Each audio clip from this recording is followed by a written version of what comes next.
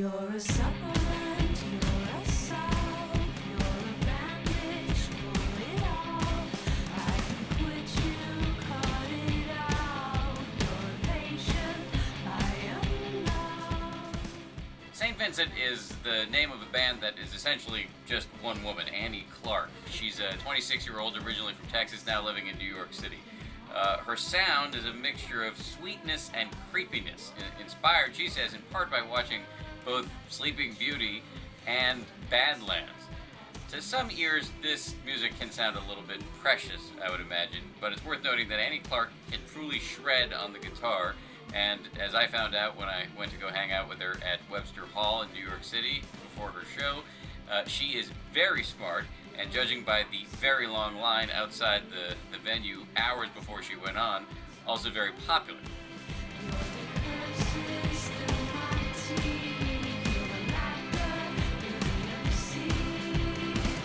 One of the things I find most fascinating about you is that you could, given your musical abilities and your voice and your looks, skate by if you wanted, and just write really easy. Wow, thank you. You could write really easy stuff, but you don't. I don't think I could. No, I mean, no. I don't think, I mean, thank you. I don't think that's true, but I could write easier stuff, but I think I'd be bored. And then I think I couldn't get behind it, and then I think the whole thing would implode, and I would be really depressed that I was feeling like I wasn't living up to my own potential, and then I wouldn't be in music. It would just be a little Death spiral.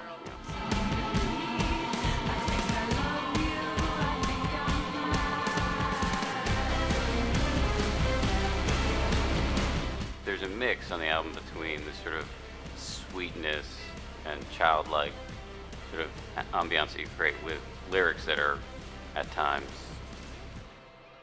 sinister. Is that the right word?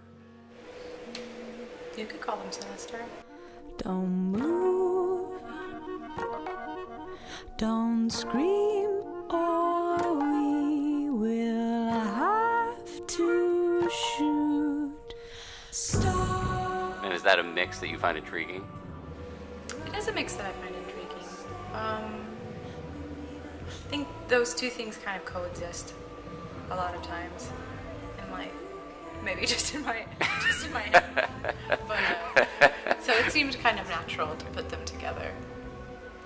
And I also thought about the idea that, okay, I'll be a director and all of my instrumentation will be cast members in my own little play, and so this guitar can be this monster and the woodwinds can be this innocent, the innocent. Bum, bum, bum. While Jesus is saving, I'm spending all my days in backgrounds and landscapes with the languages of saints. I mean, it's pretty gutsy to put your face so prominently on the record. Yeah, it's a lot of faces. Do you angst about that at all?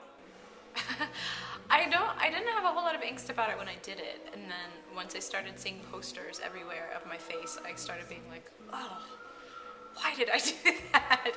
Next one's gonna be like a raccoon with chasing a squirrel or something. Do you blog and Twitter and MySpace? I started twittering. It was a low point. It was sort of a low point. I started twittering, and I appreciate when other people Twitter, because I'll check up on my friends and hear about this or reports from the road, and I like it for myself. I sometimes start to feel a little bit like no one cares if I ate a bagel for breakfast. Why would I, But they might care if you've just written a new song. Right, exactly. So I try to keep my Twitter things to like, oh, check out this music, or hey, we're starting tour today, hope to see you, or blah blah blah, things like that. Things that are innocuous or potentially like creatively viable. Of saints.